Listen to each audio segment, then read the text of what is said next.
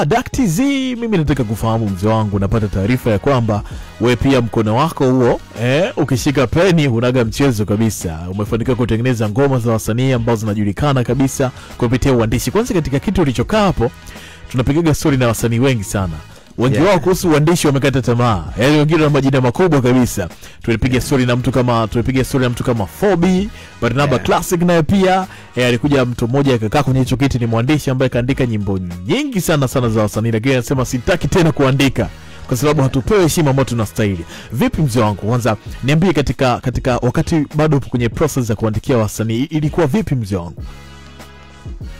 Kwenye process za kuandikia wasanii bana, sikuwa kwenye biashara nao. Ndio. Kweli nilikuwa natumiwa kutokana na vile nilivyo na mazingira ambayo wananikuta. Kwa ndio kilikuwa kinanifanya mpaka naandika wimbo, lakini sio kwamba eti nilikuwa nakaa chini kwa malipo. Kwamba sijaona manufaa ya kuandika wimbo, ila mwenyewe nimeona kwamba sasa ni muda ambao naweza nikaingia mwenyewe hichi ninachokiandika mwenyewe nikakifikisha kwa wateja. Lakini kuna ile connection ambayo umeipata kutokana na kuandika. Kuna watu umejuana nao na vitu kama hivyo. Ni sawa? Ni watu ambao nimefahamiana nao, lakini kwa kweli naweza nikasema kwamba sijasupportiwa na chochote. Hawana msaada. Yaani wametujua, tumejuana nao, lakini msaada zero. Hicho ndio kikubwa ambacho kinaumiza. Ndio. Hicho ndio ambacho kinaumiza mpaka ikafikia muda nikaona bana inatosha. Siwezi nikafanya hicho kwa sasa hivi kwa sababu najua ninachokifanya. Wacha mwenyewe ndo nipambane niweze kukifikisha hicho kitu ambacho mimi nakifanya. Hivi kwa haraka mikojo gani ambayo tunaifahamu sisi hapa ambayo tu imehit masikioni mwetu ambayo imeandikwa na Dak TZ? Bana, kwanza mimi nafanya muziki yote. Kwa nakumbuka nilishaandikaga muziki wa Singeli ambao alifanya Balaa akaeka kwenye EP yake.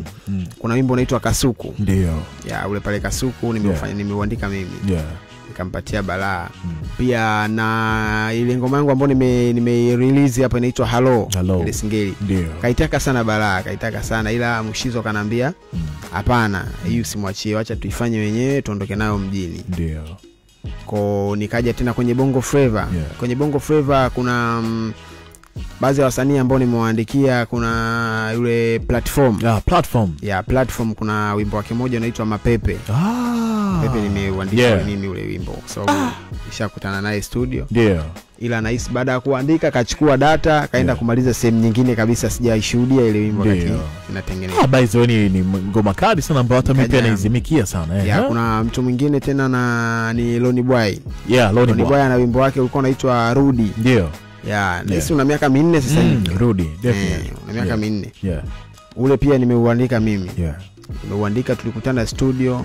Lakini baada ya hapo pia kama yeye alivyofanya hivyo akachukua data akaenda kumaliza kwa nani huyu Lex Van. Kaenda kumaliza kule, kwa hiyo nikaachana nao. Lakini pia hao watu wote ambao nimefanya hizo kazi sina mazungumzo nao kwa sasa, au sina ukaribu nao. Bwana Atangora aliiti bwana mzee wangu bwana, na mimi nimeingia bwana na nini, vipi unibariki hata verse, vipi ushajaribu vitu kama hivyo? Nishajaribu sana, napiga sana simu. Sometimes wanapokea wananginja hivyo yani. Kwa ni kitu ambacho wanafanya labda kama ni dharau, kausha, ila kwa the case.